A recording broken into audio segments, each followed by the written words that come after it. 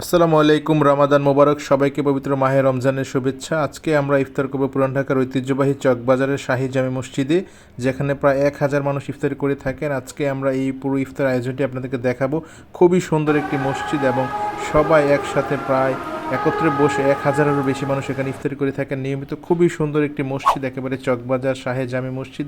খুবই সুন্দর স্থাপনা, একেবারে চমৎকার মার্বেলের কাজ এবং বিশাল বড় একটি মসজিদ এবং খুবই সুন্দর পরিবেশ। মাশাআল্লাহ, অসাধারণ একটি মসজিদ। এখানে প্রায় 1000-এর বেশি মানুষের ইফতারের আয়োজন করা হয়ে থাকে। দেখতেই পাচ্ছেন ওনারা ভলান্টিয়াররা, যারা এলাকার লোকজন রয়েছেন, তারা খুব সুন্দরভাবে এগুলো সব রেডি করতেছে। মোটামুটি সব আইটেম থাকে।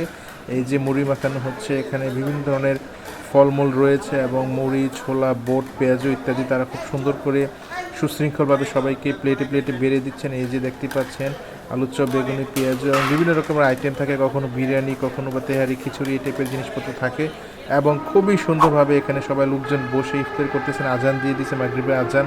এই দৃশ্যটি একেবারে অনেক সুন্দর লাগছে, অনেক ভালো লাগছে। সবার সাথে একসাথে ইফতার করতে পারাটাই আসলে অনেক মজার এবং আমাদের খুব ভালো লাগে। এবং এই যে দেখতে পাচ্ছেন খুবই সুন্দর আইটেম দিয়েছিল ওনারা, পানি, রুয়াবজা শরবত। ধন্যবাদ সবাই।